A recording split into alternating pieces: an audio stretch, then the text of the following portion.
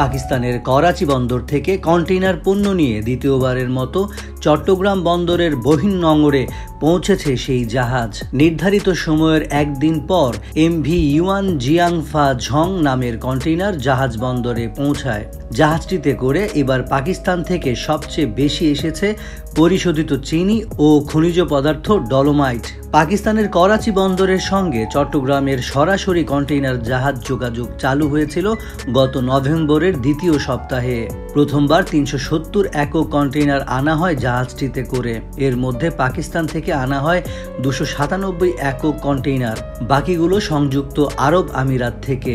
এবার আমিরাত ও পাকিস্তান থেকে আনা হয়েছে ৮১১ একক কন্টেইনার পণ্য, যার মধ্যে ৮৬% পাকিস্তানের। পাকিস্তান থেকে এবার সবচেয়ে বেশি এসেছে পরিশোধিত চিনি। মোট ২৮৫ কন্টেইনারে ১,৪৮,২০০ ব্যাগ চিনি আনা হয়েছে। চিনির পরিমাণ প্রায় ৭,৫০০ টন। এই চিনি এনেছে খাদ্য প্রক্রিয়াজাত শিল্প গ্রুপ প্রাণ RFL, Shehzad food products, Savoy ice cream কারখানা ও ব্রডওয়ে ইন্টারন্যাশনাল।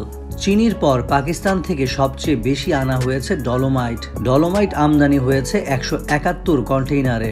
কাঁচ শিল্পে ব্যবহারের জন্য এই কাঁচামাল এনেছে নাসির ফ্লোট গ্লাস ও আকিজ গ্লাস ইন্ডাস্ট্রিজ।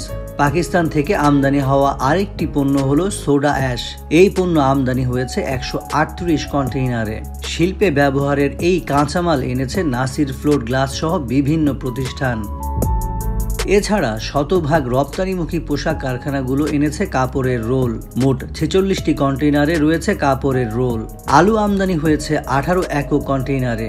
এছাড়া জয়পুরহাটের পি&পি ট্রেডিং ২০ কন্টেইনারে আখের গুড় এনেছে।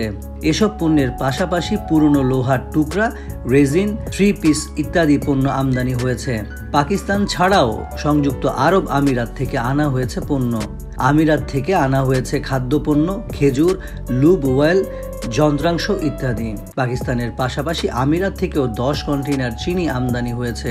পাকিস্তান থেকে এতদিন শ্রীলঙ্কা বা সিঙ্গাপুর হয়ে চট্টগ্রামে পণ্য আমদানি হতো। তাতে ১ কন্টেইনার একবার এসব বন্দরে নামানো হতো, আবার চট্টগ্রামমুখী জাহাজে তুলে দেয়া হতো। এতে সময় লাগতো বেশি।